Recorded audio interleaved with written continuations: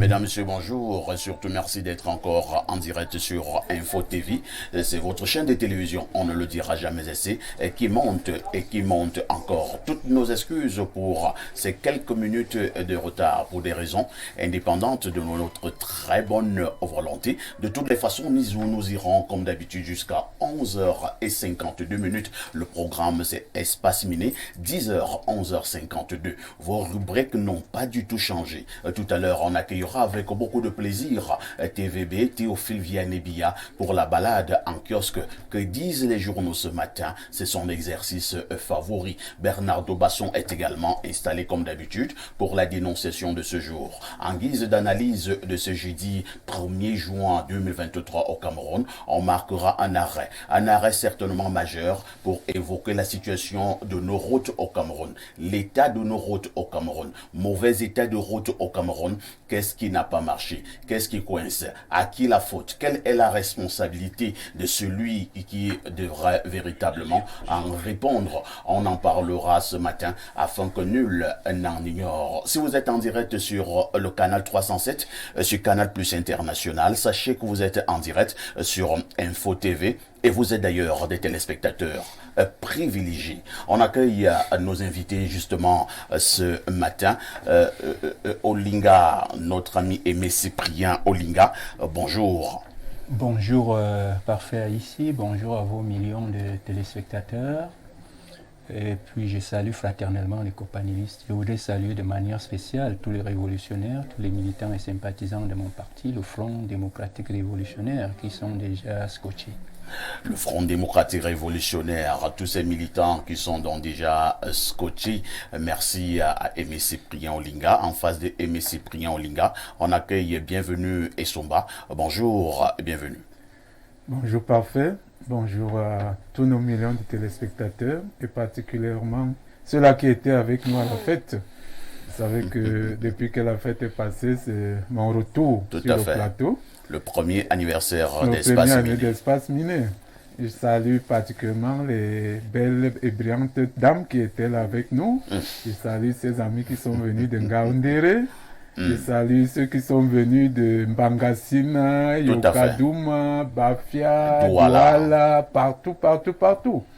Et je pense que on recommence là une nouvelle année et que la prochaine fête, la fête de l'année prochaine sera très très belle. Merci beaucoup. Bienvenue. Essomba est économiste. Son apport nous sera précieux dans le cadre de ces échanges ce matin. On accueille Bernardo Basson qui est également en poste. Bernardo, bonjour. Bonjour, le Mandjok de Kouta, de conteneur, de modérateur. Comment tu vas? Je vais très bien, perfecto. Le Lamido. Des hommes là, le Jaro du micro. Alors aujourd'hui, nous sommes le 1er juin. D'abord, c'est l'anniversaire du seul grand frère que la nature a bien voulu me donner. Il s'appelle Basson Joseph Daniel, là un an de plus aujourd'hui. La coupure du gâteau se fera tout à l'heure chez lui. Il y aura le mbongo tchobi. Je ne sais pas. Mbongo nougat. Bon, on fera vraiment très restreint. Mais aujourd'hui encore. Très restreint. Oui, très select. Parce que c'est quelqu'un qui n'est pas très ouvert. Les gens d'une certaine catégorie disent que les invités ont été triés sur le volet. Voilà. Mais aujourd'hui, c'est la journée mondiale des parents. Donc, je souhaite aujourd'hui une bonne commémoration à tous les parents. D'ailleurs, tout le monde sur ce plateau est parent, si je ne m'abuse. Donc, c'est une journée de réflexion aujourd'hui sur les relations entre les parents et les enfants. Merci beaucoup. Bien des choses à tous les parents qui nous regardent ce matin. Un accent bien particulier à tous les parents responsables. Les bons parents. Vous savez qu'à côté des parents responsables, il y a des parents irresponsable. Et c'est ma dénonciation de ce jour d'ailleurs. Ah bon, d'accord. On accueille le consultant de tout temps et de tous les temps, le seul qui nous restera lorsque tous les autres petits consultants auront pris la poudre d'escampette. Pierre Blérugnemec, bonjour. Bonjour, Parfait ici. Bonjour à nos millions de téléspectateurs. Bonjour à votre panel. Heureux d'être parmi vous ce matin encore.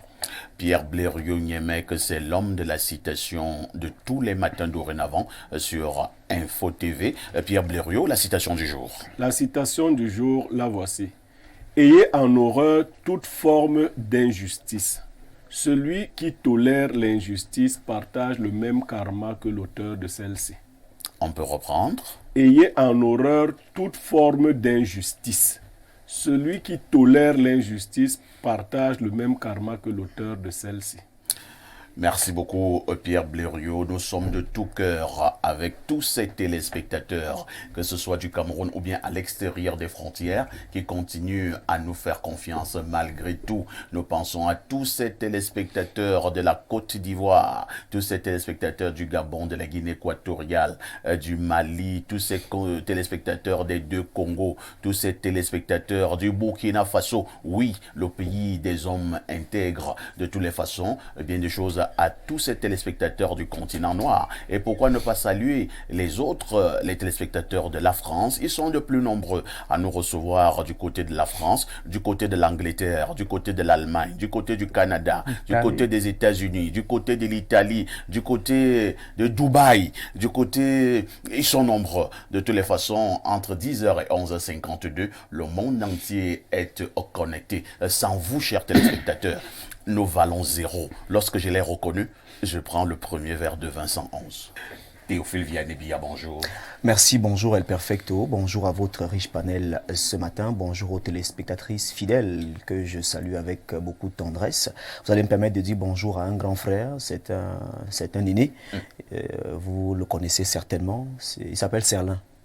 Il s'appelle Serlin Belinga, c'est le commissaire du gouvernement près le tribunal militaire de Yaoundé. Il nous regarde tous les jours. Vous avez il m'a demandé de vous transmettre ses salutations. Ah bon? Oui, et les salutations. Est-ce que moi je connais les grands comme ça? Non, mais vous êtes vu partout. Le commissaire du gouvernement, oui, le commissaire n'est pas n'importe qui. Exactement. Oui. Il continue d'ailleurs sous les feux des projecteurs par rapport à certaines folles activités. Et je pense que c'est un monsieur qu'il faut saluer parce que ce n'est pas facile de gérer ce genre de dossier. Il faut avoir les méninges, il faut avoir du courage, il faut avoir véritablement une certaine hauteur d'esprit. C'est ça. Donc, félicitations au commissaire du gouvernement, M. Belinga, qui abat un travail remarqué et certainement remarquable. Bien des choses à lui. Il faut également remarquer que vous avez été remarquable hier dans le cadre de la présentation du programme Espace Miné. L'école marche très bien. Merci. Théophile Vianebia. D'ici 2 ans, vous serez certainement un très grand modérateur. Merci beaucoup. Je prophétise. Merci, je reçois. Il faut dire Amen. Amen, je reçois. Déjà, on m'a donné un petit nom hier. Ah. La sacoche du modérateur. Toi, c'est la sacoche. Oui. Et moi, je suis l'Onkuta. Le sac l'Onkuta. La sacoche deviendra un jour l'Onkuta aussi. Exactement. Merci Théophile Vianney. Vous allez nous dire ce que disent les journaux ce matin. Oui, les journaux qui sont disponibles en kiosque nous parlent du GECOM, ce grand rendez-vous qui va donc connaître la participation des maires du Cameroun qui sont réunis depuis ce matin du côté du palais des congrès de Yaoundé. Mais avant de parler de cette actualité, découvrons le journal Info Matin de Dieudonné Mvan qui est disponible en kiosque et qui s'intéresse donc au gaz industriel. Pas d'augmentation des prix, c'est la une de ce journal qui présente donc ce matin en page 3 la correspondance du ministre du Commerce Luc Magloire Mbarga Tangana. Info Matin nous dit que dans une correspondance ce 30 mai, le ministre du Commerce somme le directeur général de l'entreprise Gaz du Cameroun de surseoir à la décision dont la mise en vigueur est prévue pour ce 1er juin 2023 de hausser de 20% les tarifs. Luc Magloire Mbarga Tangana rappelle par ailleurs que le prix de ce combustible commercialisé sur le marché est soumis à la procédure d'homologation préalable. Le journal revient sur cette correspondance en page 3. Les précisions sont à lire dans ce journal qui est en kiosque ce jeudi. Le quotidien émergent s'intéresse au prix du carburant. Le spectre d'une nouvelle augmentation. Le journal en parle ce matin en grande une et parle également sport. En petite une, Lion indomptable, André Onana. De nouveau dans la tanière, ce journal s'interroge et revient également sur la suspension de ces 2 joueurs du club Bamboutos FC de Mbouda. Football, Bamboutos de Mbouda radie 2 joueurs. On nous le fait savoir en oreillette du journal Émergence. Le messager qui est en kiosque s'intéresse au GECOM 2023. L'onction des bailleurs de fonds, les institutions de financement invitées à cette grand-messe qui s'ouvre ce jour à Yaoundé disent toute leur volonté d'accompagner les communes et villes unies du Cameroun. On parle ici des CVUC. Le journal en parle et revient donc sur ce grand rendez-vous. Même son de cloche pour mutation de Georges Alain Boyomo qui parle également du GECOM 23, Maison commune. Les journées économiques internationales des communes qui s'ouvrent ce jour bénéficient notamment de l'accompagnement de la BAD, de l'UE, de la BEI, de l'AFD et du MEDEF. L'événement constitue une opportunité pour la valorisation et le développement des territoires. Cette actualité est présentée ce matin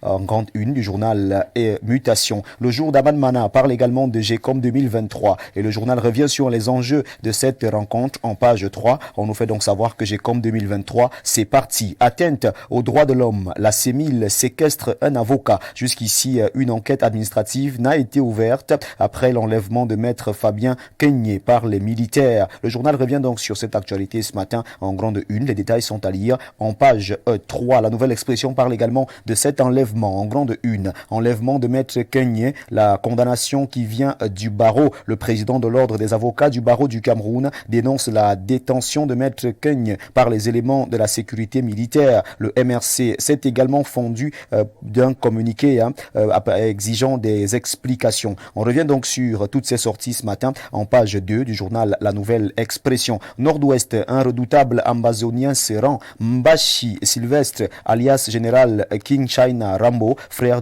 et bras droit de Machi Clément, alias général Nopiti, tué dans des circonstances encore non élucidées par l'armée, aurait décidé de déposer ses armes et de se rendre aux forces de l'ordre. Le journal revient donc sur cette actualité ce matin en page 3. Après ce journal, on peut également retrouver le point Biebdo qui parle du ministre de la Santé publique en grande une. Malachi Manaouda, grève des personnels de santé par heure. C'est la une du journal Le Point Biebdo, c'est bi-hebdomadaire d'analyse, d'enquête et d'information générale qui revient également sur cette actualité. Lutte contre les accidents de la circulation routière. Le ministre des Transports, Jean-Ernest Massenangale Biber, renforce les mesures de prévention et de sécurité routière. Le journal Le Soir qui est en kiosque, parlons de cette actualité ce matin en grande une. La République Presse de Timothée et Somba Bena nous amène du côté de l'École nationale d'administration et de magistrature avec cette discipline digitalisée destinée à l'optimisation de l'assiduité. Le dispositif biométrique de contrôle de contrôle de présence dans cette école est donc installé. On nous fait donc savoir que ce dispositif entre en vigueur dès ce 1er juin 2023. L'événement parle de l'accès à l'eau potable. Le maire de la commune de Biombane, Joseph Liboire Angono, donne du sourire aux populations privées de ce précieux liquide. En page 12, on revient donc sur les actions menées par le maire, ces actions qui sont bénéfiques pour les populations de Biombane. Nous refermons cette revue de presse avec Éco Santé de Joseph Mbengboum qui reste dans la mairie de Yaoundé 3 et revient donc sur cette croisade contre le choléra. Le maire en guerre contre le choléra à cet effet au cours d'une cérémonie présidée par Serge Hervé Biouélé-Sall, le sous-préfet de cet arrondissement, le maire de Yaoundé 3, Lucas Sowona, les chefs traditionnels de 2e et 3e degré et le chef des districts de santé ont lancé une opération de campagne d'information massive des populations le 30 mai 2023 pour barrer la voie à la propagation du virus du choléra. C'est avec cette actualité que nous refermons dans cette deuxième partie de la revue de presse sur Info TV. Mesdames, Messieurs, de votre aimable attention, infiniment merci. Et nous vous invitons très massivement à vous rendre dans les kiosques pour vous procurer un journal au prix de 400 francs CFA pour que vive la presse camerounaise. Intouchable, inattaquable, indétrônable et indubitable reste votre fidélité. Merci d'être avec nous tous les jours lorsqu'il est 10h. C'était la revue de presse Acte 2 avec Théophile Vianney Billard. Appelez-moi TVB si vous le désirez. Merci El Perfecto, merci au panel et merci une fois encore aux téléspectateurs. Merci TVB pour cette brillante revue de la presse. Vous ne partez pas. Oui. Le 19h et le 20h nous attendent ce soir. Exact. Quel est le fait saillant que vous allez développer? Au 19h et au 20h ce soir, on va aller du côté de Mora. Après, naturellement, ce qu'il y a eu là-bas comme secousse, on va donc aller du côté de Mora pour essayer de voir si... de Boko Haram. Oui, pour essayer de voir si le calme est revenu. Je pense, 5 personnes sur Exactement. le carreau. Et les forces de défense et de sécurité font partie de ces compatriotes que nous avons perdus de ce côté. Certains policiers et gendarmes ont été abattus. Oui. Il faut dire qu'un douanier également a été abattu. Un douanier également a été abattu. Oui. C'est-à-dire que Boko Haram n'a pas encore dit son dernier mot. Exact. Exact. Boko Haram continue de frapper. Eh bien, nous allons donc effectuer un tour de ce côté, parce que vous savez que Info TV, c'est dans tout le Cameroun. Hein. Nous sommes partout pour l'information et pour naturellement la bonne information. On va donc se déployer du côté de Mora pour essayer de voir quelle est la situation qui règne après cette attaque de Boko Haram, avec les autorités administratives, essayer de voir si le calme commence peu à peu à revenir et quelles sont les dispositions sécuritaires qui sont prises pour les populations du côté de Mora. On va également revenir sur nos quartiers qui sont... Le constat est alarmant et de plus en plus, on tire la sonnette d'alarme sur l'état d'immondice, la saleté qui est observée dans nos quartiers avec les herbes qui poussent un peu de partout. On a comme l'impression, lorsqu'on est dans certains quartiers ici à Yaoundé, on a comme l'impression qu'on est au village. On aimerait bien sensibiliser davantage les populations qui vivent à Yaoundé afin que Yaoundé soit un environnement où il fait bon vivre. Parce que vous savez que si on a détecté des cas de choléra à Yaoundé, c'est parce qu'effectivement, depuis un certain temps, Yaoundé vit dans la saleté, Yaoundé vit dans la poubelle. Je vous ai souvent dit que le choléra, c'est la maladie de la saleté. Exactement. N'ayons pas peur des mots. Exactement, c'est la maladie de la saleté. Et nous constatons que la résurgence du choléra intervient au moment où on décrit le fait que les ordures étouffent les populations à Yaoundé. Et nous constatons donc la montée en puissance du choléra. Et donc, si les ordures étouffent les populations, que font les autorités? Exactement. Donc on va. Donc on parle donc de cette situation au 19h et au 20h ce soir. On va également revenir avec cette rencontre qui se tient du côté du Palais des Congrès. C'est une rencontre d'envergure où les maires sont réunis de ce côté pour repenser le fonctionnement des municipalités. Dans le cadre de communes et villes unies du Cameroun, qui a pour président le maire de Yaoundé 7, M. Augustin Tamba. Exact. C'est un très grand maire. Oui, il est charismatique. Il a la maîtrise, il est charismatique. Il est dynamique. Il est dynamique et il maîtrise véritablement son volet, le volet des choses. Exactement. Lorsqu'il vous parle par exemple de décentralisation, vous pouvez prendre le bâton de manioc, comme on lui parle, vous mangez le bâton de manioc, parce que ça circule. Exact. TVB? Oui, El Perfecto. À demain 10h. Avec le même plaisir et le même bonheur. Merci donc à Marie-Thérèse Biégué qui nous regarde ce matin sous le ciel de la plaque LMB. C'est en fou. Et non à Yaoundé. Merci beaucoup. Bonne petite émission. Merci beaucoup. Alors, quelques faits d'actualité nous intéressent après cette revue de la presse.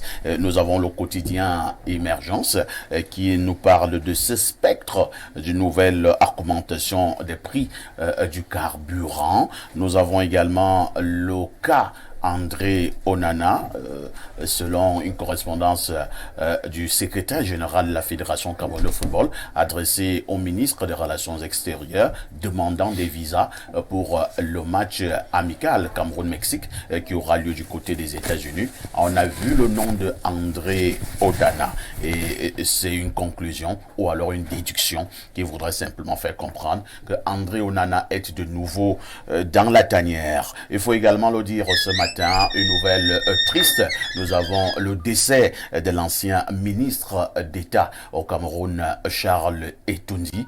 Il est décédé ce matin du côté de l'hôpital général de Yaoundé. Je commence par vous, Aimé Cyprien Olinga. Le spectre d'une nouvelle augmentation des prix du carburant.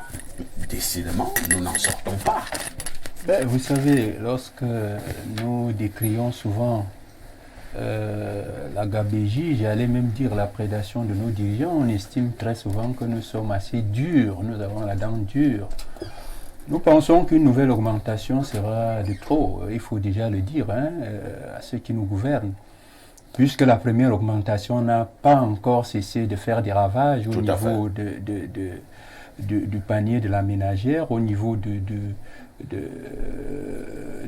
pouvoir d'achat des Camerounais, parce qu'une augmentation d'un seul franc, je ne vous apprends rien, l'économiste est là, il pourra peut-être le confirmer, une augmentation d'un seul franc sur le prix du carburant entraîne toute une chaîne d'augmentation des denrées. Donc il y a un effet justement, il y a la répercussion justement de tout cela sur l'ensemble des prix. Et donc il faut éviter une autre augmentation. Je pense que les Camerounais souffrent déjà suffisamment. Il faut trouver des moyens ailleurs. Je ne comprends pas très bien pourquoi ceux qui nous gouvernent font très souvent la sourde oreille quand on leur dit ou on leur propose des solutions qui nous semblent beaucoup plus adaptées à de telles situations. Parce qu'aujourd'hui, je pense que le pouvoir aurait mieux fait justement d'essayer de faire comme tous les gouvernements responsables font en pareilles circonstances, c'est-à-dire essayer de voir au niveau de la dépense publique les poches des dépenses qui ne sont pas prioritaires. Vous avez quelques poches de dépenses? Mais bien entendu, vous avez des bons de carburant à profusion, des gens, des ministres qui en ont à profusion. Ce sont des avantages liés au poste de certains responsables. Mais on peut diminuer de moitié ou même de 3/4 que nos responsables auront toujours du carburant à profusion. Je ne sais pas à quoi peut servir 2000 litres de bons de carburant à quelqu'un qui habite à Yaoundé et qui travaille à Yaoundé par mois. L'intéressé aura droit aux avantages. Non, c'est ça la prédation, c'est ça la malgouvernance. Par la réglementation. Et on ne peut donc pas. Et puis vous avez des gens qui ont 5, 6, 7, 8 voitures, il y en a qui ont même 30, je ne sais pas à quoi ça sert. Vous ne pouvez pas être sur 2 voitures au même moment. Donc je crois que moi je suis un sankariste, je pense comme Thomas Sankara qu'on peut être ministre et avoir 2 véhicules, c'est suffisant. Très bien. Donc il faut absolument en pareilles circonstances que l'État essaie de revoir un certain nombre de poches de dépenses qui ne sont pas prioritaires au lieu de continuer à ponctionner dans les poches du citoyen qui sont déjà suffisamment vides. Très bien. Je voudrais justement avoir l'avis de l'économiste que vous êtes. Bienvenue, Essomba. Là, on parle donc de ce spectre d'une nouvelle augmentation des prix du carburant à la pompe. Alors, cette augmentation est-elle évitable au regard de la situation économique du Cameroun en ce moment?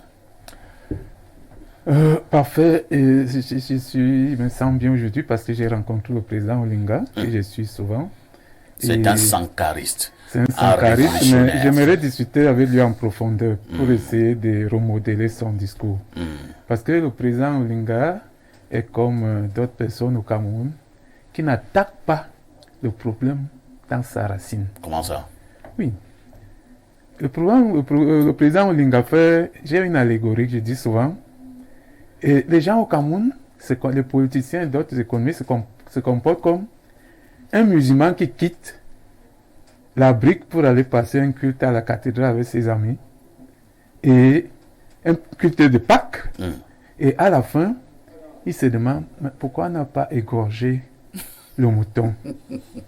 Pareil pour un catholique qui va à la grande mosquée à Tchinga et à la fin de la prière, il dit mais pourquoi vous ne donnez pas la communion? Le Cameroun a changé de système depuis 1980. On ne doit pas, tant qu'on ne s'attaque pas au système, je reviens sur ce que les gens m'ont dit, les amis m'ont dit lors de la fête. Les amis m'ont dit lors de la fête que bon, le parfait a promis organiser un débat sur le système libéral. Vivement que ça arrive. Et j'aimerais que le jour-là, le président Olinga soit avec nous. Président Olinga, tant que vous ne rejetez pas le système libéral, vous avez beau être sankariste, ça ne va rien changer.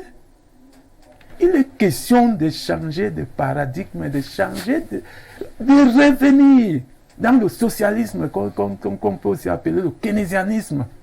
Tant que vous pensez remettre de l'ordre dans une église, dans une salle qui est déjà désordonnée, ça ne peut pas, qui a changé de fondation, ça ne peut pas marcher. On va vivre de documentation en documentation. Tenez-vous bien. Bien sûr. Vous prédisez l'apocalypse là. Parfois ici, le litre de pétrole coûte 600 francs. Allez dans n'importe quelle station. On va vous dire partout qu'il n'y a pas de pétrole. Mais il y a le pétrole au quartier. Qu'est-ce que les gens se sont arrangés à faire? Les marketeurs refusent de vendre le pétrole à 340 francs à la station. Ils revendent ça dans les réseaux du quartier. Je crois à 450, 500 francs. Et là-bas au quartier, les gens vont vendre à 600. Faites le tour de Yaoundé. Partout, vous allez demander le pétrole à la station. On vous dit qu'il n'y a pas de pétrole. Mais il y a le pétrole au quartier à 600 francs. Donc, pour vous, la solution, c'est de revenir au socialisme. Il faut changer. Je voudrais un peu anticiper. Oui, monsieur le sankariste. Et justement, monsieur, c'est exactement ce que nous pensons. C'est pour ça que nous, au FDR, nous parlons de refondation et que nous avons pensé un système économique qui est propre à nos réalités. Nous l'avons appelé le corporatisme libéral. Je pense que c'est à peu près cela, parce que nous disons que c'est le corporatisme camerounais, c'est son nom. Maintenant, dans ce que vous dites, il est fondamental, effectivement, que nous changions de paradigme. On ne peut pas refonder une société, on ne peut pas restructurer un pays qui est aussi sinistré sans penser fondamentalement à refaire l'ensemble de son système économique. Je suis parfaitement d'accord avec vous. D'ailleurs, c'est notre préoccupation. C'est ce à quoi nous pensons fondamentalement au FDR. Ok, merci. Les autres vont également intervenir. Vous n'êtes pas obligé de revenir sur le spectre d'une nouvelle augmentation des prix du carburant. Nous avons le cas André Onana qui est de retour dans la tanière, Bernardo Basson. Vous avez également le décès tout ce matin de l'ancien ministre d'État au Cameroun, Charles Etoundi. Je vous passe la parole. À chaque fois qu'une haute personnalité ou ex-haute personnalité passe de vie à trépas, on a toujours tendance à s'intéresser à son bilan, à son parcours et aussi à l'éventualité d'un héritage que cette personne aurait légué à la postérité. Donc concernant Charles Etoundi, moi je vous promets que je ne l'ai pas vraiment connu de près. Je vais donc vous rafraîchir la mémoire. Voilà, Charles Etoundi a été l'un des plus grands proviseur emblématique du lycée général Leclerc. Oui. Il est parti du lycée général Leclerc pour être ministre de l'éducation nationale, comme on appelait à l'époque. Charles Etoundi a eu un souci. Il parlait à l'époque de l'école ordinaire. Il disait qu'il fallait que nous revenions à l'école ordinaire. Il a eu quelques soucis avec la CPR. Et apparemment, c'est ce dossier CPR qui a emporté le désormais regretté Charles Etoundi. Alors, de ce que vous dites, on peut déduire sur ces premiers éléments que c'était un grand homme. C'était un grand homme. Et à partir de là, de Yaoundé. À partir de là, on peut simplement pleurer son départ en espérant qu'il a légué certaines valeurs et certains éléments à ses descendants afin que si jamais cela arrive au pouvoir au Cameroun, ils pourront bien gérer les choses. Parce que actuellement, au Cameroun, ce qui se fait n'est pas de nature à entrevoir un avenir radieux.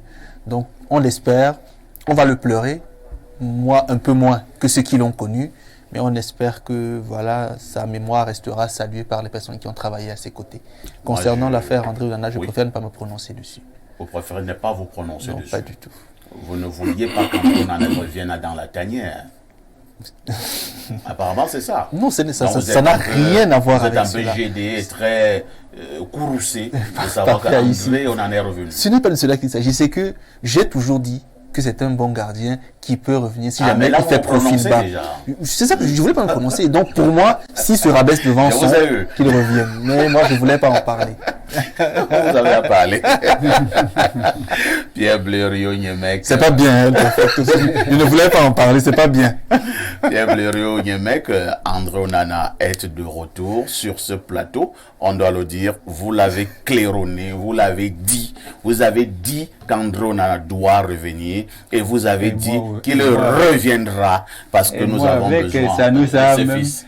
Et moi avec, je me rappelle ce jour-là, certains nous ont même lancé quelques colibets parce que j'avais estimé effectivement en son temps qu'André Onana étant l'un des meilleurs, sinon le meilleur gardien du monde, il était inadmissible pour nos Lions indomptables qui peinaient à se qualifier pour la CAN de le laisser en marge et qu'il fallait trouver vraiment une solution. pour qu'il revienne. André Onana est donc de retour. Je précise également que le grand coach Rigaud, il donnera la liste de 23 qui affrontera le Mexique en match amical du côté des États-Unis. Cet après-midi, nous serons du côté d'Oja. Je vous passe la parole, Pierre Blériot. Quelquefois, on souhaite que nos prédictions ne se réalisent pas, mais là, ce n'était pas une prédiction, de toutes les façons. Je me réjouis de savoir que les Camerounais, pour la plupart, ont la mémoire courte ou alors la mémoire sélective. J'ai dit qu'André Onana va revenir et qu'il ne va pas demander pardon. Il n'a pas demandé pardon, il est revenu. Vous mettez toujours... Non, je dis les choses comme elles se passent. Nous sommes là dans la calmie. Non. Est-ce qu'André Onana a demandé pardon? Non. Il est revenu et il va jouer le prochain match. Et il ne va pas jouer le ballon sur les côtés. Vous allez voir. Il ne va pas jouer le ballon sur les côtés. Ouais, Blériot. Non, je vous dis ça. En train simplement. de retrouver le calme. Non, il n'y a pas de... Vaudrait mieux débattre d'une question, même si on ne la résout pas, que de tenter de la résoudre sans en avoir débattu. Ouais. Le débat est bien. André Onana devait revenir sans demander pardon. Ceux qui doivent demander pardon, eux, ils finiront par partir. Ça aussi, il faut le retenir. C'est eux qui doivent demander pardon. Mais comme on est dans une société où même la mentalité est corrompue, on accuse quelqu'un des choses, on vient faire le flou, on vous crée un concept. Quand les aînés ont parlé, nous tous ici dans nos familles, qui fait que quand un aîné ment, on commence à dire qu'il a parlé. Quand les aînés mentent, on dit que c'est bien. Onana n'a pas demandé pardon, il est revenu, il est déjà là. Onana va jouer et il ne va pas jouer le ballon sur les côtés. Et il va jouer. Mais s'il ne joue pas, comme il y a déjà, non, c'est le coach qui va partir. Donc, il faut déjà vous préparer à ça. Il y a déjà deux coachs. Un coach qui dit de jouer sur les côtés, un autre coach qui dit de ne pas jouer sur les côtés. Une des stratégies sera retenue. Bon, permettez aussi que je rende hommage au feu ministre d'État, Charles Etundi, que moi j'ai personnellement connu, déjà comme enseignant, ensuite comme proviseur, parce qu'il faut dire qu'il est enseignant. Tout à fait, voilà. Donc, ensuite comme proviseur, il a essayé de faire de son mieux dans le concept qu'il avait créé, l'école ordinaire. Tout à fait. Bon, sauf que, vous savez, il faut éviter de trop bien faire au Cameroun, surtout parmi l'élite dirigeante. Quand vous trouvez que les gens font mal, si vous commencez à trop bien faire, si on vous laisse bien faire, vous risquez de dévoiler les errances et les insuffisances des autres. Il faut être moyen. Faut pas vous... On aime le nivellement par le bas. Bon, maintenant, vous avez voulu que je ne parle pas du spectre de l'augmentation de carburant. Vous pouvez enlever le mot spectre. Il y aura augmentation de carburant, ce n'est pas un spectre. Dieu vous a encore parlé. Non, c'est pas une... D'ici la fin d'année, nous serons au moins à 1000 francs. Oh là là. On le fait seulement par dose homéopathique. C'est-à-dire, pourquoi ça n'a pas l'air douloureux? Très douloureux. On augmente de 100 francs, 120 francs. On laisse... Après, on arrive l'envers. On laisse les gens s'émoussent. Après, ça passe. Après, on va vous doser 180 francs. Nous allons nous retrouver à 900 francs. On va un peu s'agiter. Mais nos agitations, ce n'est pas souvent grand-chose. Ça va baisser. Et même le gaz domestique va augmenter parce que ça va de pair. Ce qu'on essaie de retenir là. Et qu'est-ce qu'ils font d'ailleurs? Vous savez qu'il y a déjà beaucoup de manipulations, de trucage dans la production, enfin dans le remplissage de ces bouteilles-là. Donc, de toutes les façons, ils vont nous faire avec le gaz domestique comme ils ont fait souvent avec le pain. Lorsque on leur a interdit d'augmenter le prix du pain, vous savez mathématiquement ce qu'ils ont fait. Ils ont diminué le grammage. Et qu'on tourne. Mais ça donne la même chose. Si on n'augmente pas le prix officiellement, on vous donne un pain long sans poids. On mange du pain, vous ne ressentez rien. Voilà, donc à la fin, vous entendez les gens dire, donnez-nous notre ancien prix, pain, augmentez le prix. Parce que le pain que vous nous donnez maintenant n'a aucune valeur. On va aller ainsi. Et puis, on va asphyxier les Camerounais. Ça, c'est la promesse on va les asphyxier. Ils ne pourront plus manger et boire. Comme ils ont dit que tant que la bière coûte, même si la bière coûte 1000 francs, on va les asphyxier. On va toujours boire. Ils ne pourront plus manger et boire. Parce qu'il faudra à tout prix avoir quand même du carburant. Il faudra avoir du gaz domestique. Ou il faudra avoir le pétrole lampant. Si le pétrole lampant se négocie déjà à 500, 600 à Yaoundé dans les quartiers, vous pouvez imaginer dans nos villages ce qui s'y passe déjà. C'est-à-dire on est déjà vers 1000 francs dans nos villages, dans la négociation de ce pétrole lampant. Donc voilà le train que nous allons prendre. Merci beaucoup. Nous sommes donc de tout cœur avec la famille nucléaire du l'ancien ministre d'État Charles Etundi. Nous nous rappelons qu'il n'est plus de ce monde, qui est donc décédé. C'était un haut commis de l'État qui a tout donné pour ce pays. Mais à la fin de sa vie, je me pose bien la question, si en retour, nous avons été reconnaissants. Moi, j'ai connu Charles Etoundien à la fin de ses jours. Je l'ai d'ailleurs reçu au niveau de mes émissions sous d'autres cieux. Je pense que Charles Etoundien avait beaucoup de problèmes. Mais nous devons être reconnaissants comment? Nous. C'est-à-dire que quelqu'un qui a servi la nation, on devrait également, en retour, lui accorder un certain nombre de facilités au soir de sa vie. Quel genre de facilité, parfois, ici, sérieusement, même si Charles Etoundien est mort, quel genre de facilité? Pierre Blaireau, il a été ministre d'État. Je préfère prendre... Non, il a été ministre d'État avec les salaires et le bon traitement que nos ministres connaissent. Quel genre de faveur on devait encore lui accorder au soir de sa vie? Pourquoi on donne les faveurs aux autres et pas à lui? Non, vraiment. Là, vraiment, on devait encore lui donner quoi après sa vie? Pierre Blaireau? Oui. Un verre de vin au 111. Prenez le verre de vin au 111.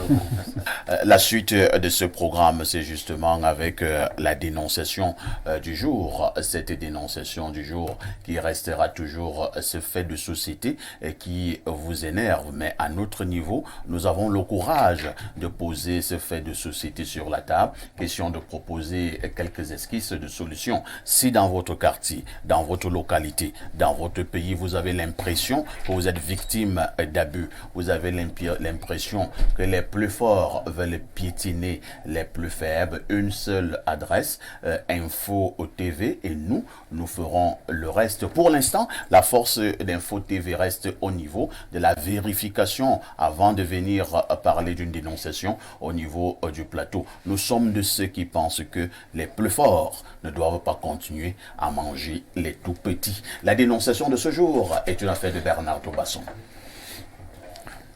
El Perfecto, aujourd'hui, on dénonce la situation d'un papa irresponsable. Et c'est d'autant plus choquant parce que, une fois de plus, hier, après que la maman soit exprimée, après la maman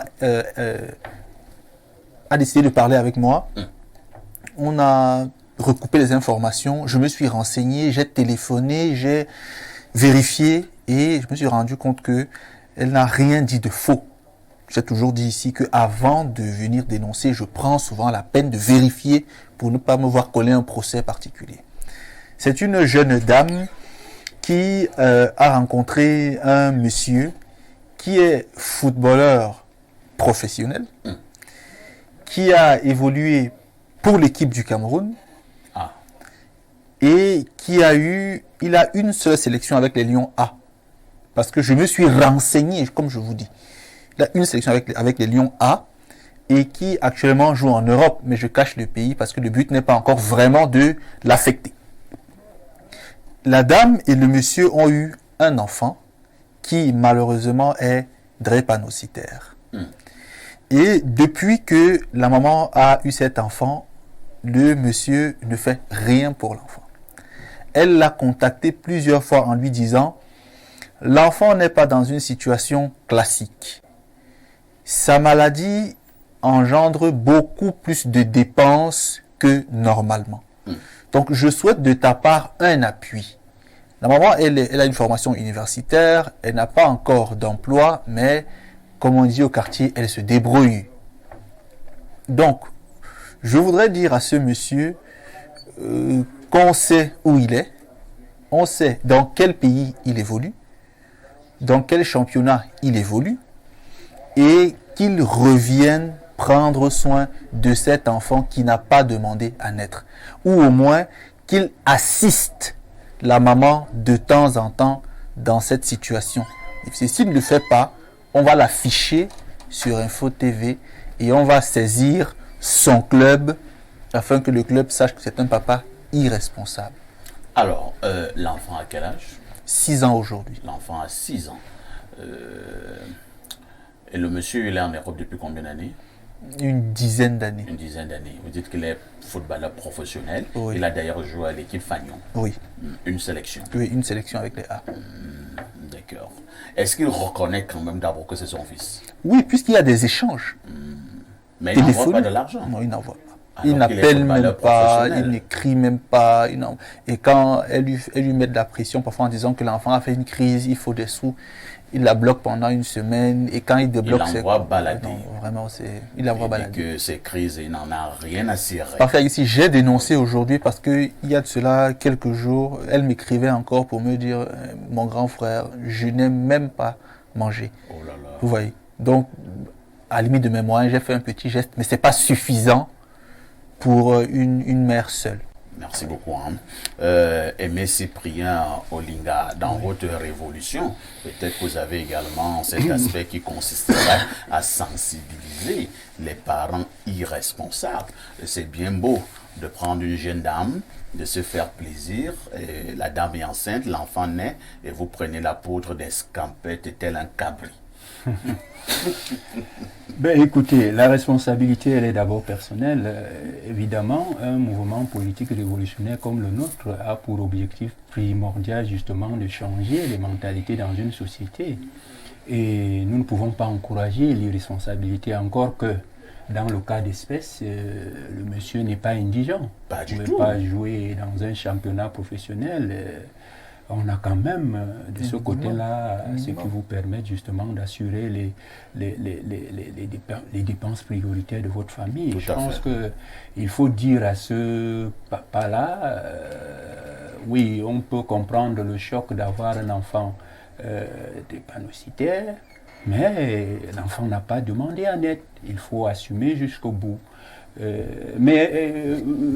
que je l'ai dit, je voudrais aussi, je voudrais en une minute également, parce que l'objectif, vous l'avez dit, de la dénonciation, c'est de faire en sorte que les plus grands n'écrasent pas les plus faibles. Tout à fait. Ce n'est pas une autre dénonciation, mais je voudrais quand même interpeller ici le président de la République, parce qu'il y a 48 heures, j'ai été approché par un comité des populations riveraines des environs de l'ambassade de France, les Dolézois. Ah ouais, les invents. Voilà, Dolézois, qui sont venus me voir en disant ma voix porte, j'espère que ma voix va porter, pour me dire que vraiment ils ont un contentieux historique avec le ministère de la Défense qui leur aurait spolié, n'est-ce pas, des terres qui se trouvent aux environs de l'ambassade de France et même du quartier général, qu'ils ont des titres fonciers. La plupart de ces riverains-là ont des titres fonciers, mais qu'il y a des problèmes avec le ministère de la Défense pour pouvoir jouir justement de leur... Je voudrais interpeller le président de la République, parce que c'est lui le commandant en chef des forces armées, pour qu'effectivement une solution idoine soit trouvée avec ces populations-là. Vous savez, nous qui sommes bantous, nous avons l'attachement à la terre. On ne peut pas, alors que vous avez des titres de propriété, pour certains depuis 30-40 ans, sur vos terres, on vient et puis on les arrache comme ça. C'est un problème. Il faut dire à M. Cyprien Linga que cela fait l'objet de la dénonciation de vendredi dernier sur ce plateau. Maintenant, l'affaire n'est pas encore terminée parce qu'il y a plusieurs rebondissements. Je pense que c'était la dénonciation acte 1. Nous y reviendrons sur cette dénonciation des invents de Yaoundé, dénonciation acte 2. Nous sommes d'ailleurs en train de préparer un entretien avec un patriarche. Il a 93 ans. Oui. Il vous dira tout sur cette affaire. Il a signé des accords avec Charles Tangana, ainsi de suite. Il a 93 ans. Tout à fait. Je tenais à le dire. Parce que, et moi, ce que j'ai pu dire également, justement, à ceux-là qui m'ont approché, c'est de dire qu'il faut saisir la justice, parce qu'il n'y a pas très longtemps, vous avez vu une situation à peu près analogue, des expropriations bizarres, et du côté de d'Icolo, on est venu détruire des gens chez eux, et à la fin, la justice, et effectivement, et je pense que les populations, je leur ai dit, il faut saisir la justice, et je voudrais aussi interpeller cette justice-là à mettre un peu plus de, parce qu'ils m'ont dit que ça a déjà été fait, mais il faut que cette justice mette également un peu plus de célérité dans le traitement de ce dossier-là, pour qu'effectivement ces gens soient restitués, qu'on leur restitue justement leur terre. C'est important de le dire. Et vous l'avez justement dit. Bienvenue Essomba, le cas d'un papa irresponsable, footballeur professionnel, qui ne s'occupe pas de son enfant au Cameroun. Et ce qui choque même encore est que l'enfant en question est drépanocytaire. Oui, parfait. Ce qui est quand même curieux, c'est que Je suis concerné aussi personnellement hein, Par quoi? par un cas semblable. Dans ma propre maison, j'ai une fille. Et vous ne vous occupez pas? Non, le géniteur. J'ai une fille qui effectivement, c'est pas question de ne pas s'occuper. Vous avez une Mais fille je qui a voudrais fait dire quoi? que je voudrais dire ceci. Oui. Moi déjà, je n'autorise pas chez moi les mariages avec les footballeurs, des gens qui ne font que le football. Quand tu fais Mais le attendez, football, oui. aujourd'hui, je peux dire que je suis à couteau tiré avec toute ma famille parce qu'il a dit non à ça. On ne vient pas chez moi pour venir, parce qu'on est footballeur, pour venir épouser une fille. Mais un footballeur, ce n'est pas quelqu'un? Mais le football, on prend la retraite à 32 ans. Mais si vous Et avez après, amassé 5 Combien milliards, en masse les milliards? Moi, j'ai un cas sous la main. et les footballeurs n'ont pas se marier? Non, quand on est footballeur, Oui. ça c'est un métier d'un certain âge. Il faut avoir son propre métier. C'est pour ça que moi j'admire les footballeurs comme belle. Être footballeur et être architecte. Voilà l'exemple le type de footballeur que moi je peux admettre dans ma maison. Moi, je te raconte la petite histoire. J'ai ma fille qui fait un enfant en classe de première avec son camarade, qui passe même parce qu'elle a passé. Parce que moi je dis, tu t'occupes de ton enfant. Elle passe un an à la maison, son camarade passe le bac. Au lieu de continuer à l'université, il préfère voyager pour aller jouer au football. Et ma fille reste passer le bac. Et après, 3 ans après, quand elle revient, qu'est-ce que tu as fait? Il joue au football. Dans quel pays même encore? Un pays inconnu en termes de football en Inde. Tu vas faire le football en Inde. Moi, je dis, Si au moins il était déjà, un footballeur n'épouse pas ma fille si tu n'as pas une autre profession. Je dis, Oh, tu as encore... Vous Non. êtes en train de Mais rabaisser les footballeurs, là. je dis, monsieur Haïtien, ne rabaisse pas le footballeur. Chez moi, si tu es footballeur, il faut me dire le vrai métier qui va te faire vivre et faire entretenir ta famille jusqu'à 60 ans et au-delà de 60 ans comme moi. Un footballeur peut arrêter sa carrière à 32 ans, comme vous le dites. Et puis, et s'il voilà. a justement amassé suffisamment d'argent, Cite-moi il se cite-moi au reconvertit. Cameroun un footballeur qui a amassé. Peut-être c'est le cas du Cameroun, mais Non, ailleurs... alors comme moi je suis pragmatique, je n'en ai pas encore vu et je ne veux pas vivre la première Les expérience. footballeurs ont l'argent, hein, monsieur. Alors, au jour d'aujourd'hui, ma fille, j'ai dit, toi, tu continues l'école. Elle a fait le concours de l'ESTIC. Elle va soutenir en octobre. Le footballeur a été sélectionné une seule fois dans les Lions.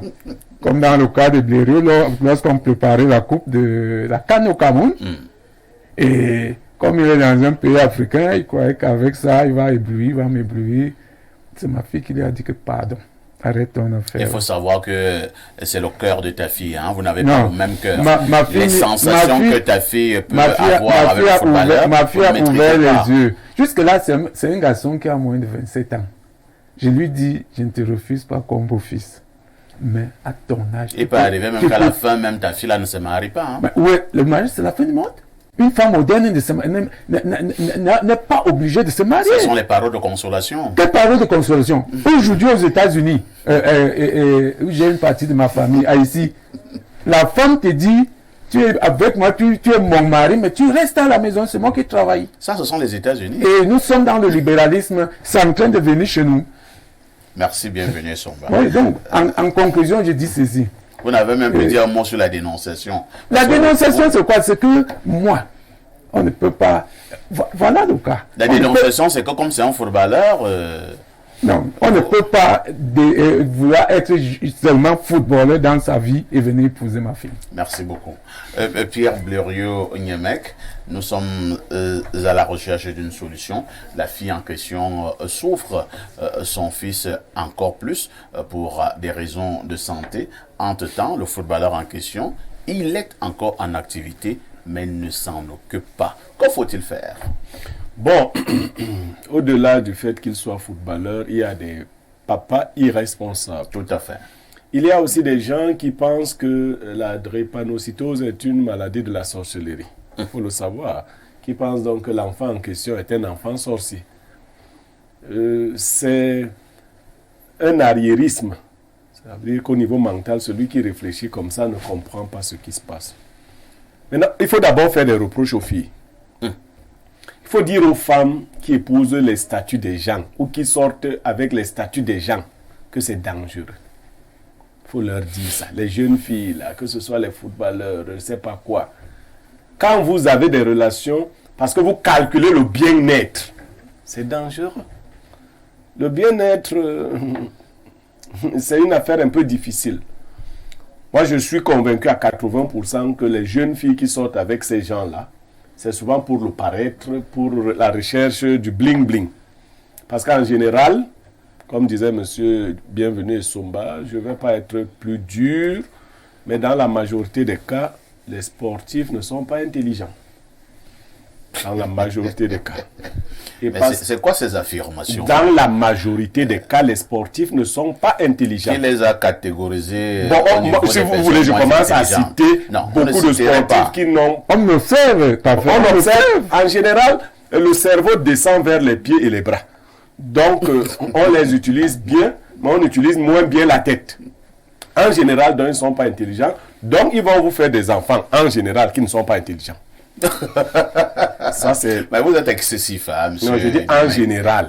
En général. Ah, nous, quand on était petits, on disait que si quelqu'un choisit le sport, c'est que l'école l'a dépassé. Voilà. Ça, on disait ça vulgairement comme ça et ça se vérifie. Aujourd'hui, comme on est dans le tout argent, c'est-à-dire que quand un parent sérieux reçoit un enfant à la maison, moi, si je vous reçois comme futur beau-fils, vous venez avec les locks, les trucs bizarres, vous parlez, puis je vois les boucles d'oreilles, les signes de quelqu'un qui est appelé. Vous pensez que c'est comme ça que je veux voir mes futurs petits-fils? Mais comme nous, on voit seulement l'argent, pendant que le papa intelligent est en train de regarder son beau-fils qui parle avec des gestes de drogué, la maman, elle est en train de dire non, ne lui parle pas comme ça, ne lui parle pas comme ça, parce qu'on regarde l'argent. Après, on vous fait des enfants par toquer et tout ça. Donc, moi, je ne vais pas obliger mes filles à choisir leur mari. Sauf que quand tu apportes un paltoqué à la maison, il ne viendra plus chez moi souvent. Vous allez gérer vos affaires là-bas. Donc, je dis aux filles, arrêtez de rechercher les relations où vous recherchez l'intérêt. Deuxième reproche à cette jeune fille-là. Quand on a un enfant de 6 ans, on n'est pas à la maison à pleurer le pain quotidien. On cherche, on se bat soi-même. Elle comptait sur sa beauté parce que les sportifs aussi, les gens qui ont un peu d'argent, cherchent aussi les jolies filles. Je suis sûr que cette fille est jolie. Très. Basson dit très jolie. Et que Basson va commencer à donner un peu. Non. Bon. Le cœur là n'est pas bien. Non, laissez. Alors, elle est très jolie. Si sa seule arme, c'est la joliesse, ce n'est pas suffisant. Ça ne paye pas toujours. Il faut qu'elle se batte. L'enfant n'est plus un bébé. Et on ne fait pas les crises de trucs tous les jours. Donc, il faut qu'elle travaille. D'accord. Il ne faut pas qu'elle attende que ce soit l'argent de ce footballeur qui vienne la nourrir, elle-même le nourrir. Je ne sais déjà pas si le gars donne 0 francs ou elle estime que ce qu'il donne est insuffisant. Parce qu'il faut nous avoir cette précision-là. Si elle trouve que c'est insuffisant, qu'elle aille travailler. Et on ne fait pas les enfants pour que quelqu'un d'autre les garde. Moi, je ne vais rien lui donner. Donc, en fin de compte, pour les hommes qui enseignent les filles et fuient, moi, c'est aux enfants qui grandissent que je donne ce conseil. Arrêtez de trahir vos mamans et de trahir la famille maternelle. Lorsqu'un papa a refusé l'enfant, refusez-le aussi. J'allais le dire. C'est-à-dire qu'il ne faut pas que les papas restent là à ne rien faire pour les enfants en disant l'enfant va me chercher. Parce qu'il y a une autre théorie là. Quand l'enfant va grandir, l'enfant va me chercher. Vous savez, il y a eu un ministre dans ce pays, je vais citer son nom, il s'appelait Henri Bandolo. Dès que je cite son nom, tous les doigts là sont un peu malheureux. Parce qu'en fait, vous ne le saviez pas, Henri Bandolo était de Père Douala. Fils de journaliste aussi. Fils de journaliste aussi. On vous l'a arraché. Ah ben vous voyez, vous commencez à sentir. Mais le papa n'avait pas assumé la paternité. Henri Bandolo a décidé de faire le métier de son papa. Il est devenu meilleur que son papa. Il est devenu ministre de la communication. Il était très brillant. Il était très brillant. Et je vous assure, il est mort avant son papa. Sur son lit d'hôpital, son papa souhaitait mourir à sa place. Il était revenu. Son papa est mort à près de 100 ans. Le père d'Henri Bandolo. Henri Bandolo est mort relativement jeune. Mais je veux dire que voilà, très souvent, les exemples sont que les enfants rejetés par ces papas-là finissent par réussir plus que les enfants qu'on a voulu conserver dans le lit conjugal ou dans le foyer. Donc, à ces enfants-là, quand votre père... Mais vérifiez, parce que les mamans Cache souvent. sont souvent aussi de grosses menteuses. Quand papa ici n'a pas d'argent, on lui refuse l'enfant. Ouais. On trouve même un autre papa à l'enfant. Plus tard, on raconte à l'enfant que papa ici ne voulait pas s'occuper de toi. Alors que le père de la fille chassait papa ici en disant ne viens pas gâter l'avenir de ma fille ici, pauvre étudiant. Une fois que papa ici est devenu directeur général d'Info TV, vous voyez une maman venir brandir un type là. C'est l'enfant que tu as accouché. Aucune ressemblance. Non, tu lui dis que maman, vraiment, il y a un Merci temps beaucoup. pour reconnaître les enfants. D'accord. Bernardo Basson, c'est vrai que la conversation tourne autour d'un footballeur, mais de manière fondamentale, nous attirons l'attention sur les papas irresponsables. D'accord. Alors, le premier point s'adresse à Dieu. Je voudrais lui dire, chez nous on dit Ilolombi ou bien Ilolombo. Je voudrais lui demander dans la prochaine vie d'être beaucoup plus sélectif, beaucoup plus regardant dans l'administration de la testostérone et du sperme. Parce qu'il ne faudrait plus que certaines personnes qui ne méritent même pas d'être voisins aient la grâce d'être pères. Deuxièmement, concernant les jeunes filles. Aujourd'hui, pour moi, la drépanocytose est une maladie qui peut être éradiquée de la Terre. Parce qu'on détermine avec exactitude quelles sont les causes de la maladie. Et donc, avec un peu de précaution, un peu de prudence, l'électrophorèse, on sait quel est son statut et donc on exige cela à l'autre. Et pour moi, à l'école, on devrait imposer à tous les élèves de présenter le statut à tel point que lorsque les rapports commencent à se nouer au collège ou au lycée, chacun peut dire à l'autre que je suis AS, je suis AA ou autre chose encore pour qu'on évite à terme une telle maladie qui aujourd'hui est extrêmement difficile pour les personnes malades. Maintenant, concernant les footballeurs, les deux l'ont dit. Moi, je serais encore plus dur. Vous voyez, sur mon corps, je n'ai pas de tatouage, je n'ai pas de boucle. Lorsque un enfant que je côtoie a les tatouages, les boucles, les locks là, même bonjour, même il ira baigner. Je ne le salue même pas. Les footballeurs aujourd'hui, les sportifs aujourd'hui en général, pour la plupart, 80% sont des personnes de basse moralité, de basse mentalité. C'est des personnes perverses, imbues, négatives et médiocres, parce qu'elles sont uniquement fixées sur l'apparence, sur la protubérance, sur la légèreté des valeurs et sur l'idéal d'avoir beaucoup d'argent spontanément. Dans la vie, trust the process. Il faut croire au procès. Donc, beaucoup se disent que leur statut de possible star leur donne tous les droits. Et cela est profondément condamnable. Très bien. Maintenant, pour finir, je voudrais dire à cette fille, parce que je suis compatissant vis-à-vis de l'enfant, mais vis-à-vis d'elle, non. Parce que elle a voulu surfer sur quelqu'un qui lui vendait le rêve. Elle a manqué d'objectivité. Et parfois ici, aujourd'hui, une valeur aussi sacrée que la vie ne doit pas arriver en disant c'est arrivé. Non, pas la vie, autre chose. Donc pour elle, je l'aiderai encore un peu. Mais pour le footballeur, et je vais sortir par là, je vais écrire à son club la semaine prochaine. Si pour les prochains jours, il ne réagit pas. Parce que j'ai vu les messages, j'ai vu les échanges. Ça fait au moins 4 ans qu'elle n'a pas reçu 10 000 francs de ce monsieur. Et c'est déjà long. Au moins 4 ans. J'ai vu les échanges. Merci. J'ai vu les dernières factures d'envoi. Et il a envoyé 22 000. Donc moi, je lui dis... 22 000 francs CFA. par jour ou bien par semaine? Non, il lui a envoyé Bien par 22 mois. 000 il y a 4 ans. Par mois. Par Western Union. Ah, il y a 4 ans, il Il y lui a a envoyé 22 000. Et quand elle dit ça par message, elle filme, elle dit voici le dernier envoi, il dit je n'ai pas d'argent. Vous voyez. Donc lui d'abord c'est un voyou, c'est un bandit. Merci beaucoup. En fait, je vais ajouter quelque chose concernant la drépano, la drépanocytose, Oui. parce que aujourd'hui on arrive à soigner la drépanocytose en Europe en transfusant la moelle épinière de la maman à l'enfant. Donc, Et c'est onéreux. Hein. c'est très onéreux. Si elle n'a déjà pas 22 000, ce n'est pas l'affaire de l'eau. Mais on peut prévenir. Bonjour Adalbert. Dites souvent aux panélistes de se focaliser d'abord sur la dénonciation et raconter leurs histoires après. Le monsieur vient raconter qu'il n'aime pas les footballeurs. En quoi ça va aider la maman là? Je veux parler à Bienvenue Somba. Bonjour à vous, monsieur Basson. Soyez moins émotif quand vous relatez une histoire. J'ai été une mère abandonnée, mais je me suis battu pour mon fils. Aujourd'hui, il a 21 ans, il est en master. Que cette fille sorte travailler ou à défaut, elle connaît la fille de ce monsieur, qu'elle aille La famille. Peut-être vous disiez la famille de ce monsieur, qu'elle aille le déposer là-bas. Autant un enfant grandit avec sa maman, autant il le ferait chez son papa. C'est Blanche de Yaoundé qui envoie le message. Bonjour le plateau, je pense que vous parlez d'un papa responsable. Est-ce que ce sont ces footballeurs qui ont pillé le Cameroun? Parlez plutôt d'un irresponsable. C'est Achille Obam. Je vous amène au 213. C'est l'Algérie. Bonjour Perfecto, le Soko du journalisme. Le Soko, je veux dire alors quoi?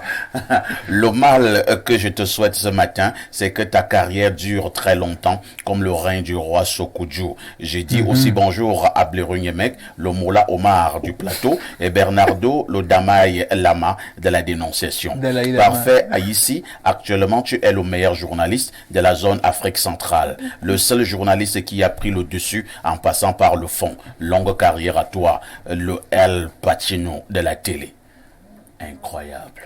Merci beaucoup. Autre message ce jour.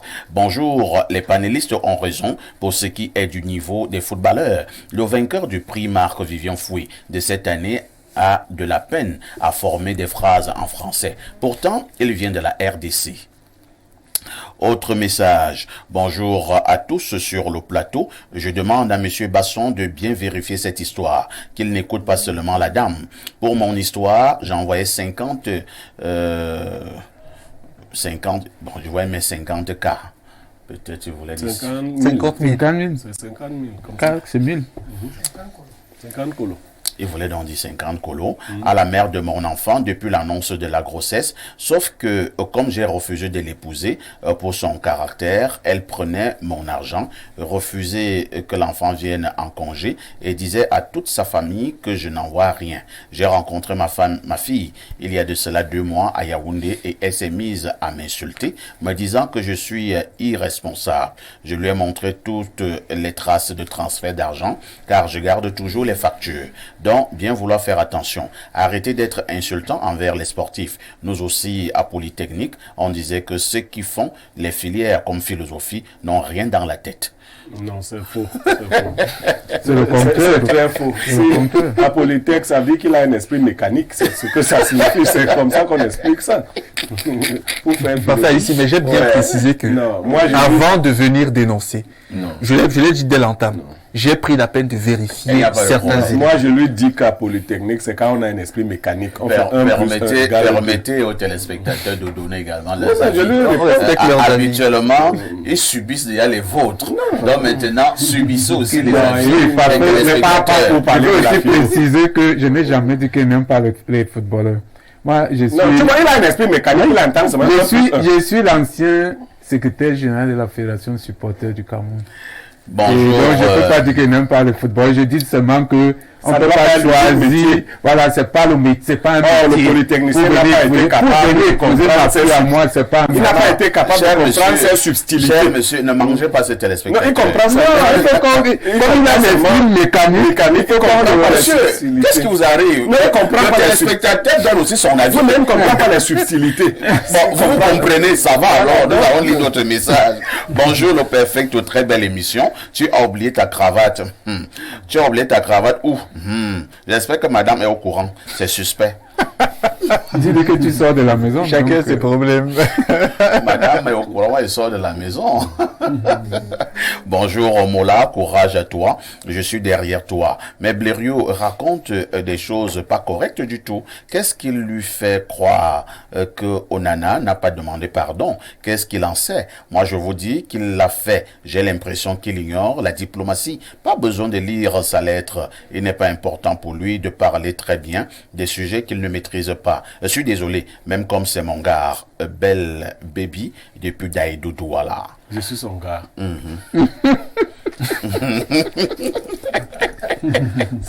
Et c'est un homme. Je ne sais pas. Et moi, je suis PD. C'est son gars comment? Ouais, Blériot. Autre message. Bonjour au panel. Pour les cadeaux de Canal+, les billets d'avion pour Dubaï mis en tombola sont-ils cessibles pour la dénonciation? Le footballeur mis en cause reconnaît probablement avoir eu des relations intimes avec la fille. Seulement, y a-t-il un lien juridique, acte de naissance, élément probant justifiant sa paternité, ayant convaincu ce monsieur qu'il est le père? Pour finir, il y a des filles qui refusent à des hommes leur paternité. Comment? En leur refusant de faire l'acte de naissance, mais en leur exigeant d'avoir une seule posture, donner seulement l'argent. Au niveau de la satisfaction de la fille mère, c'est Blaise Sida à Yaoundé qui envoie le message. Pour les questions concernant Canal+, malheureusement, notre ami Arnaud de Canal+ est déjà parti. Vous aurez les réponses prochainement. Autre message, bonjour Pré Perfecto. Après un an, on peut innover et penser à la minute poésie. Tiens, par exemple, partie de Vision 4 TV, il s'installe à Info TV, l'un modérateur, l'autre analyste, se complétant comme des modélistes. Il crée Espace Miné, l'émission qui va dominer toutes les émissions sœurs des autres télévisions. Dieu leur a donné la vision, mieux l'onction et la provision. Vive la sœur Olivia, vive le patriarche Bernardo, vive Père Blériot, vive l'humble serviteur Perfecto, vive Espace Miné, vive Info TV, Emmanuel Dalé et Diboko, depuis Ndokoti Douala, le baptiseur de monsieur Niemek. Bonne suite d'émission. Wow. Incroyable. Merci, merci. Mais maintenant sur le plateau, je ne sais pas s'il y a beaucoup de poètes. Oui. D'accord. Oui. Oui, il y en a moins. Moi, j'ai plus de 200 poèmes à mon actif. Plus de 200 poèmes. Vous allez déclamer certains de temps en temps. Si vous le voulez bien. Bonjour Perfecto et ton plateau. Je crois qu'aujourd'hui Blériot a déraisonné. Il est descendu trop bas. Je ne le reconnais pas. Les footballeurs sont aussi instruits. Les enseignants et autres avec le système sport-études. C'est Jonathan Adouala. On a parlé de la majorité. On a donné une fourchette. On n'a pas dit dans l'absolu. Ils sont braqués. Monsieur, permettez aux téléspectateurs de donner leurs avis. Bonjour, monsieur Aïssi. On va lire deux derniers peut-être. Je suis d'avis avec le polytechnicien. Ceux qui faisaient littérature et filière A étaient généralement les moins brillants. Pour la dénonciation, que cette femme travaille. Vous aurez chaud, Blériot. Bonjour Perfecto, une belle émission ce matin, sauf que j'ai un problème avec la réflexion des Niemek, décidément.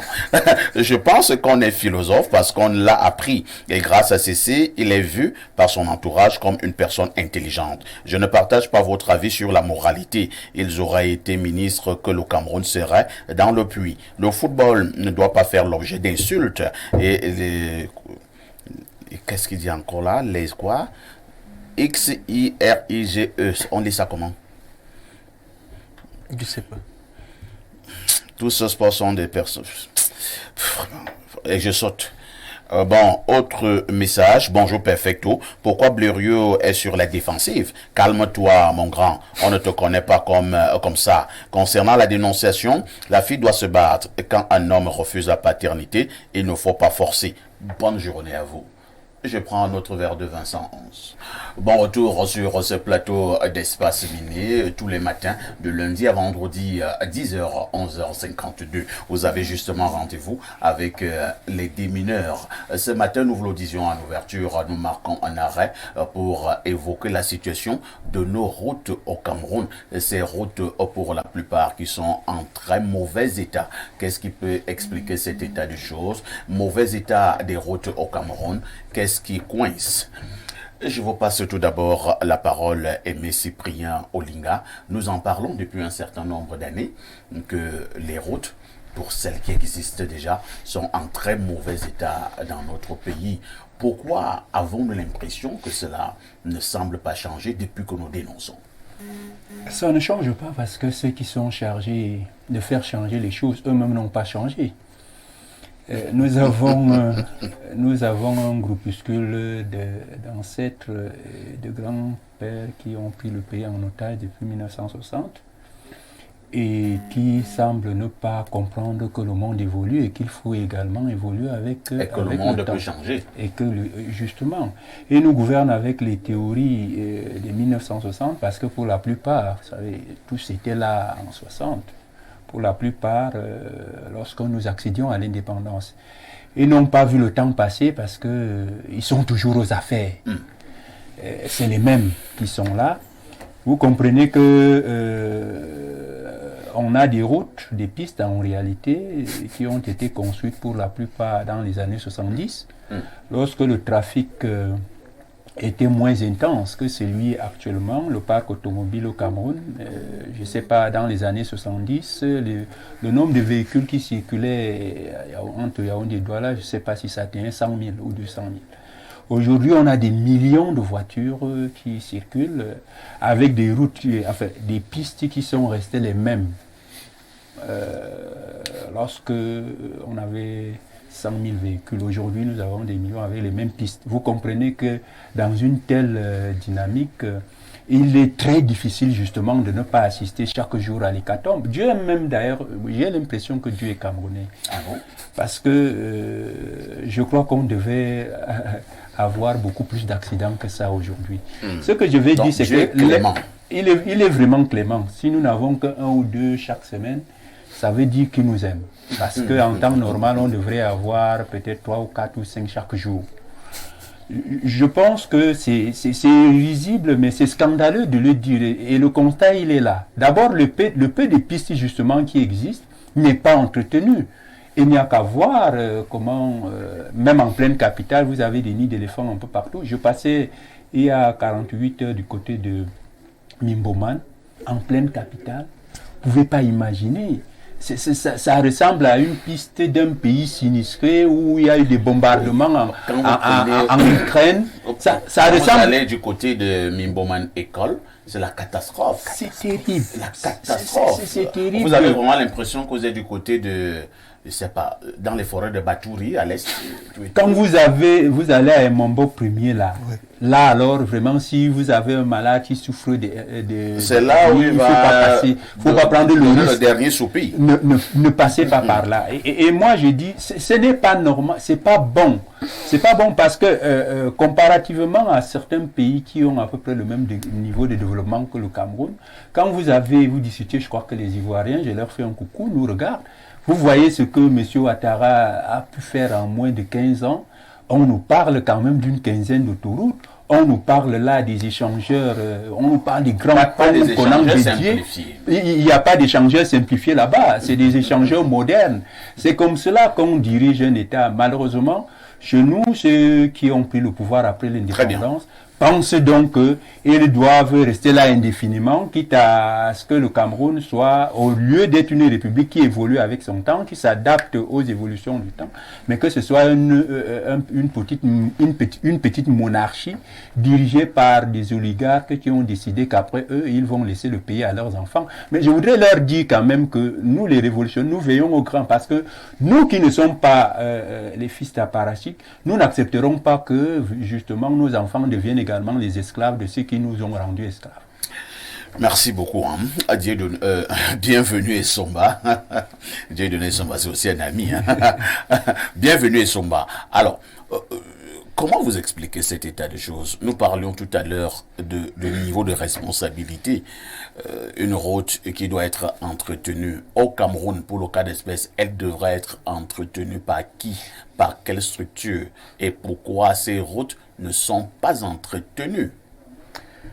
Oui, les routes ne sont pas entretenues par la simple raison que le système libéral ne promeut pas... Le système libéral n'aime pas les bonnes routes? Le système libéral ne promeut pas le développement, le bonheur collectif. Aux États-Unis, c'est quel système? Non. C'est le système libéral, mais va voir aussi ce qui se passe aux États-Unis. On ne promeut pas le bonheur collectif. Le système libéral promeut le bonheur individuel, c'est-à-dire la prospérité. Et les États-Unis il n'y a pas la prospérité. Même aux États-Unis, au jour où nous parlons, Biden vient de signer un programme de renouvellement des infrastructures de services publics aux États-Unis de 6 000 milliards de dollars. Ça voudrait dire que les États-Unis, les gens se sont enrichis et ils ont abandonné les équipements collectifs. Vous savez qu'aux États-Unis, au jour d'aujourd'hui, on ne connaît pas ce qu'on appelle un TGV. Il n'y a pas de TGV aux États-Unis. Aux États-Unis, aujourd'hui, les autoroutes, c'est dans les agglomérations. Les grandes villes, comme en Europe, tu vas voir Paris, Marseille, ou bien Paris, ils ne sont pas, aux États-Unis, ils ne sont pas reliés par des autoroutes. Ça voudrait dire que quand vous entrez dans le système libéral, tout est concentré sur la prospérité individuelle. C'est pour ça que on avait constaté que les gens avaient démonté les trains entre Douala et les rails entre Douala et Kumba, ils sont allés vendre. Est-ce que ça devait se faire? Est-ce qu'on devait enlever les rails entre Ngoumé et Balmayo? Parce que le système libéral, les capitalistes s'occupent que de ce qui leur rapporte et ce qui est bien pour eux. Allez à Bastos si vous allez trouver les nids de poule. C'est vrai que je connais un nid de poule à Bastos, là au Carrefour, en face de la station. Mais parcourez, quand moi je suis à l'intérieur de Bastos, je me demande si je suis encore au Cameroun. Les maisons, l'état de la route, l'état de propriété.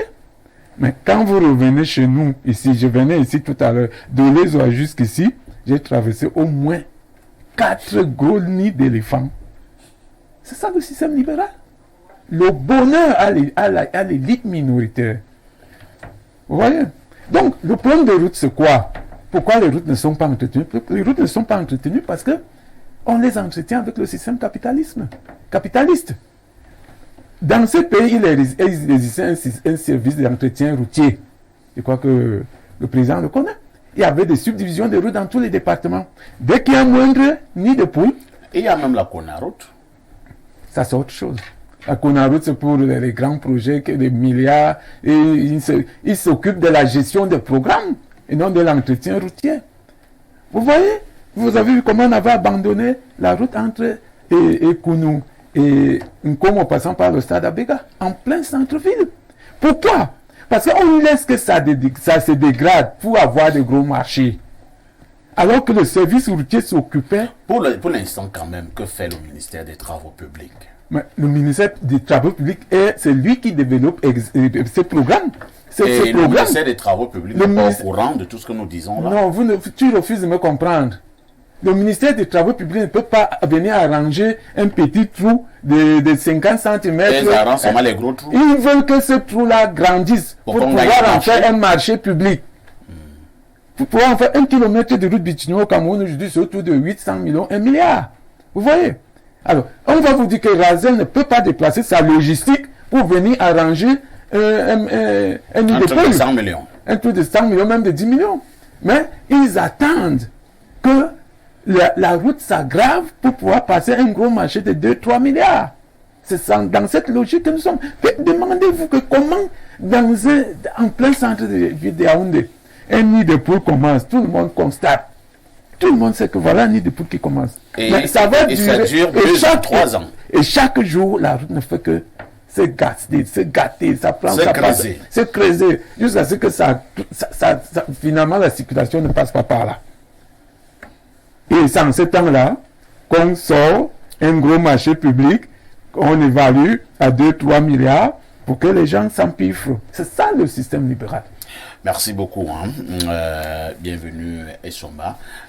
Pierre Blériot-Niamek, ça commence à être compliqué au Cameroun. Nous ne parlons même pas encore de l'arrière-pays. Nous sommes encore au niveau des grands centres urbains où les routes sont en très mauvais état.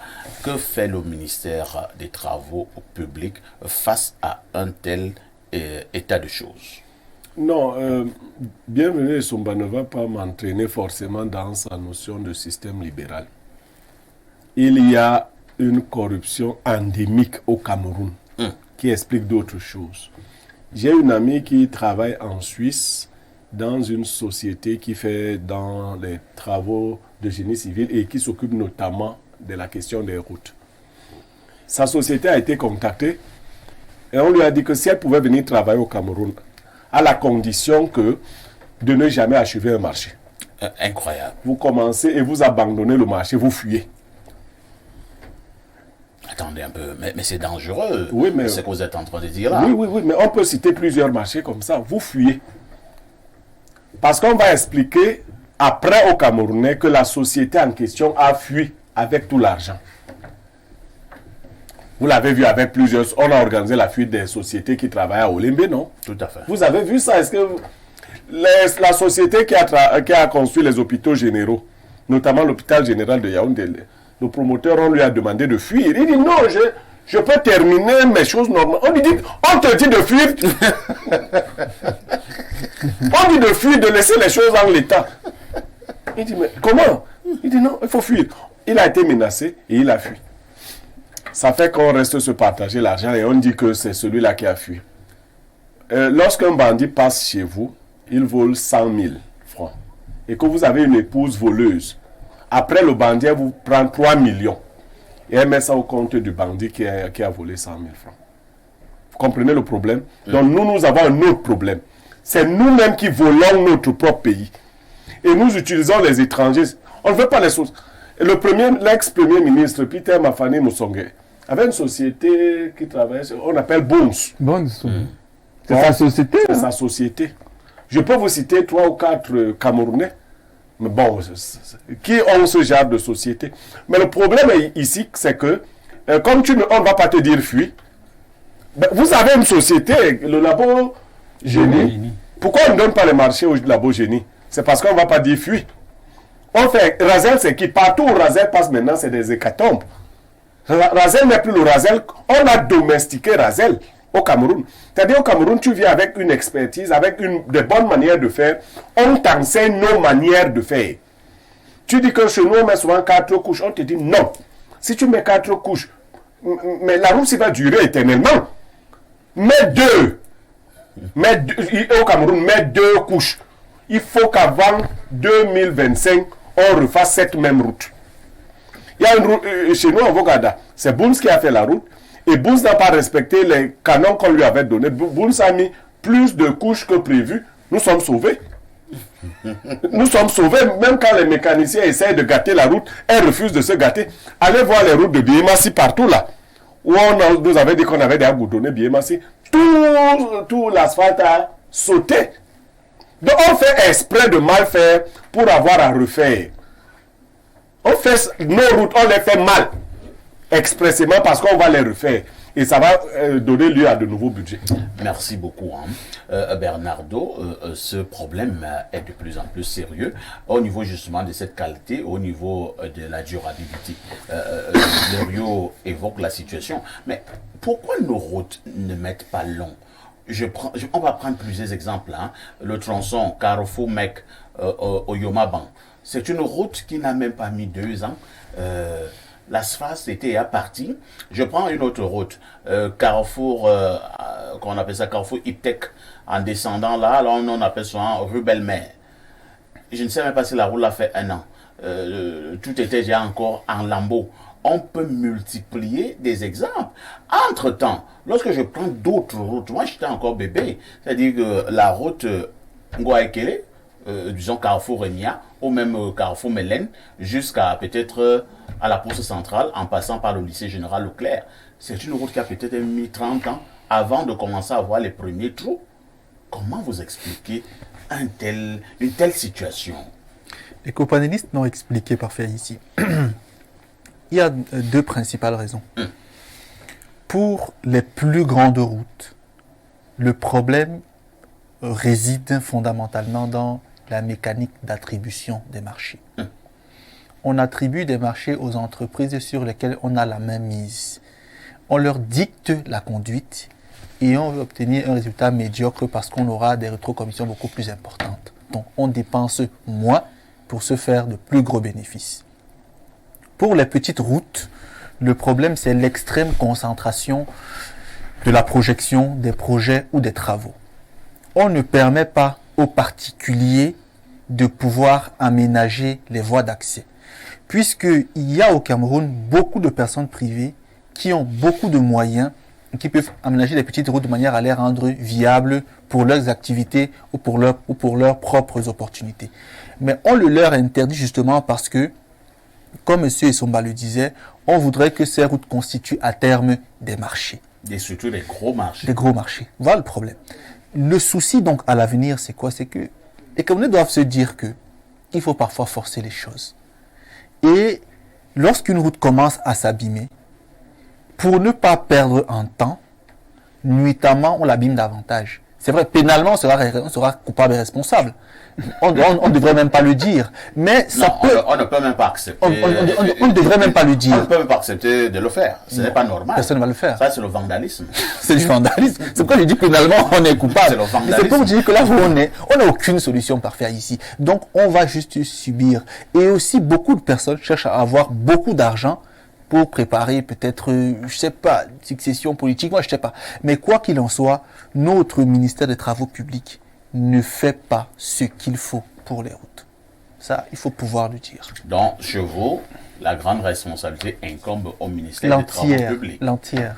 Oui, Aimé Cyprien. D'abord, Aimé Cyprien. Oui, je voudrais dire aussi que la confusion qui a été organisée sur les prérogatives de certaines structures n'est pas de nature également à apporter facilement des solutions. Parce que vous avez à côté d'un ministère qui en principe devrait se charger de l'entretien et même de la construction des routes, qui est le ministère des Travaux publics. On est venu vous créer une affaire là qui s'appelle ministère de la Ville, du Développement Urbain et de l'Habitat. Et lorsque vous observez, il y a des chevauchements, surtout en ce qui concerne nos grandes villes. C'est-à-dire que pendant qu'on attend que le ministère des Travaux publics peut-être arrange la route des Mombo, les fonctionnaires de ce côté attendent également que le ministère de la Ville aille les arranger. Et en fin de compte, vous avez des structures qui se créent, qui se chevauchent, qui s'observent, et à la fin, il n'y a aucune efficacité. Mais c'est habituellement, à l'approche d'un remaniement ministériel ou bien d'un réajustement, moi je lis souvent, pas lire, je suis souvent les missions des départements ministériels. Alors, comment on peut avoir des départements ministériels où vous avez ce qu'on peut appeler la chevauchement? Vous avez aussi vu, je crois que tout le monde l'a vu, lorsque la dame qui est au niveau du ministère du Développement Urbain et de l'Habitat a été nommée, vous l'avez vu Madame également. Ketia Cortès. Vous l'avez vu du côté des SOS, parce que là-bas, il y avait une route qui était complètement coupée du côté de Madison, là, qui était coupée depuis des décennies, qui n'a jamais été arrangée. Pourtant, un petit tronçon de moins d'1 kilomètre de la mosquée SOS jusqu'à Terminus Mimboman. Bon, on l'a vu gesticuler un peu. C'est vrai qu'avec un peu de chance, celle de Madison a été arrangée. Mais à la fin, on la voit plus nulle part. Elle n'a donc pas gesticulé. Non, mais on la voit plus nulle part comment? Elle est en train de réaliser du côté de Oncolmessin, voilà. Oncolmessin a été également coupé depuis une trentaine d'années. Avec l'arrivée de Madame Cortès, on est en train d'arranger. Sur la responsabilité pour les cas que nous avons cités tantôt, c'est des cas également qui existent depuis 10-15 ans. Pour certaines, celle de Tambafia, je ne sais pas combien de temps ça a duré pour qu'on vienne quand même mettre une petite couche, même si il faut reconnaître en passant là-bas que on observe déjà des petits trous. Donc, elle n'a même pas encore mis 2 ans. Pas du tout. Donc moi, ce que je vais dire, c'est qu'effectivement, il faut clarifier les choses. Très bien. Et puis la multiplication des structures, vous avez, même au niveau des mairies, vous avez des petits tronçons où le maire, devant sa propre mairie, a des trous d'éléphant. Il ne peut même pas arranger, même devant sa mairie, parce qu'il vous dira, c'est la mairie de la ville. Vu du côté d'Obala, mais je dis même à Yaoundé 4e, aller à la mairie est dans un état. Mais aller à Yaoundé 4e, allez à Yaoundé 4e devant les services de la mairie et vous descendez à 200 mètres de là à côté du lycée, les rues du lycée, mais c'est totalement crevassé. Et puis le maire ne peut rien faire, on vous dit non, c'est le travail de la mairie de la ville. Est-ce que si le maire décide de venir verser ne fût-ce que de la latérite, on va mettre le maire en prison? En réalité, c'est pas fait ici, ce qu'il faut dire. Non, répondez d'abord à la question. Si moi j'étais maire de Yaoundé 4, par exemple, je fais fermer les trous là. Et j'attends ce que le maire de la ville, J'attends la convocation du maire de la ville qui viendra me mettre en prison parce que j'ai fermé des poux devant ma mairie. Mais curieusement, je vous dis, c'est ce qu'on nous explique, c'est ce qu'on vous explique. Ça dit que vous avez des services techniques de la mairie. C'est une fuite en avant. Monsieur, vous avez des services techniques de la mairie qui vous disent... Mais monsieur Linga oublie que on se rassure d'installer des maires qui vont justement conjuguer le système. C'est ce que vous oubliez. Non, c'est justement ça. Moi, j'ai dit, c'est le système qu'il faut changer. C'est le système qu'il faut changer. Il faut mettre des gens, justement, qui ont la préoccupation de l'intérêt général. Et pour l'instant, depuis 1960, et encore, cela, avec l'ancien système, j'étais encore tout petit, il y avait un peu de rigueur, il y avait même beaucoup de rigueur. On voyait, c'est pour ça que vous avez des routes, comme celles que vous avez citées tantôt. Ngwaikele, c'est des routes qui ont été bitumées dans les années 70 parce que quelqu'un veillait au grand et s'assurait que ces routes-là sont construites dans les normes. Maintenant, nous avons, depuis pratiquement 40 ans, des gens qui sont rentrés dans le système libéral, encore que moi je ne serais pas particulièrement entièrement d'accord avec l'économie, parce que le système libéral aussi, ça existe ailleurs. Et ça réussit. Et ça réussit. Bienvenue oui, je voudrais préciser une chose, que Blériot ne pense pas que lui et moi, nous disons des choses différentes. Vous n'êtes pas antagoniste. Nous ne sommes pas antagonistes. La corruption est organique au système libéral. C'est structurel. Allez demander à tous les experts du monde entier. Tout comme je vais répondre à M. Linga, comme la dernière fois j'avais répondu à un ancien journaliste de la CFTV ici. Les pays occidentaux entrent dans le système libéral après avoir été développés. C'est pour ça que moi je remets en cause le fait qu'on vienne mettre un système libéral dans un état pré-industriel. Ça ne peut pas marcher. Quelqu'un avait pris exactement, le journaliste avait pris l'exemple de la Suisse. La Suisse devient libérale après avoir été développée. Parce que le libéralisme échoue pendant 2 siècles en Occident. Du 18e siècle au 19e siècle, c'est la pauvreté totale où les gens, les pauvres décident de prendre par force les États et les systèmes industriels. C'est John Maynard Keynes, ministre des Finances de la Grande-Bretagne, qui va sauver l'Occident en disant aux gouvernants que vous ne pouvez pas vous opposer à ces gens, ils vont tout gâter.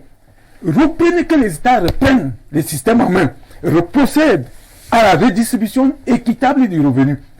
Et l'Europe a passé 30 ans, de 40 jusqu'en 70, on appelle ça les 30 glorieuses, où le système interventionniste, le socialisme, je peux dire, a ramené les États à niveau.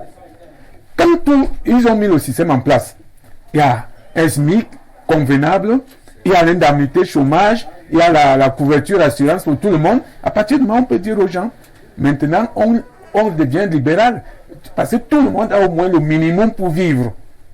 Vous voyez? Donc, le libéralisme qu'on voit ailleurs, c'est le libéralisme des États industriels qui ne peut pas marcher chez nous. Parce qu'on ne peut pas venir organiser la concurrence dans une maison où il y a les aveugles, les handicapés. On dit que chacun se débrouille. Chacun se débrouille. Les bienvoyants comme ici vont tout prendre. Vous allez tout prendre. Et les malvoyants, les aveugles, les partage. Et cet esprit de partage-là, quand il s'agit déjà de se construire de grosses fortunes, ça ne peut plus exister. Lisons quand même quelques messages.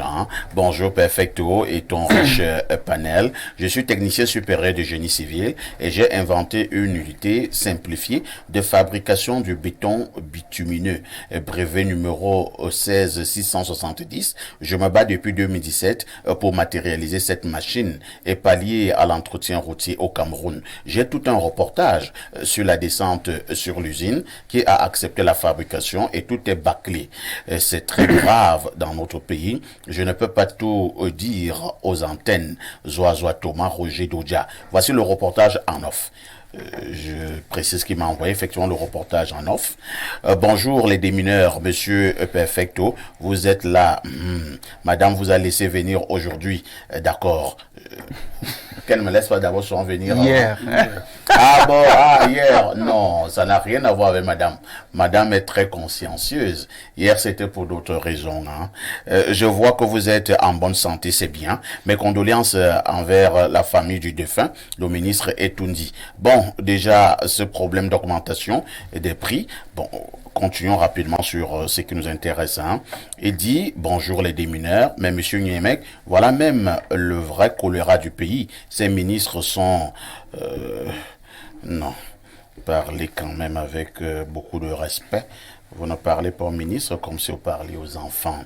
Bonjour monsieur Aïssi à vous et à votre panel. La problématique de route se repose essentiellement sur deux ministères sectoriels. L'OMINDU pour l'entretien des routes à l'intérieur des agglomérations urbaines et le MINTP pour le développement et l'entretien des routes interurbaines. Il faut noter que ce ministère a récemment transféré un certain nombre de compétences au CTD à cet effet. De façon générale, c'est la mauvaise politique opérationnelle des infrastructures routières pratiquée dans tous ces ministères sectoriels qui pourrait expliquer les non-conformités observées dans le secteur routier. Donc, il faut revoir entièrement le système de gestion des infrastructures routières tout en opérant un bon casting des responsables afin d'inverser cette tendance.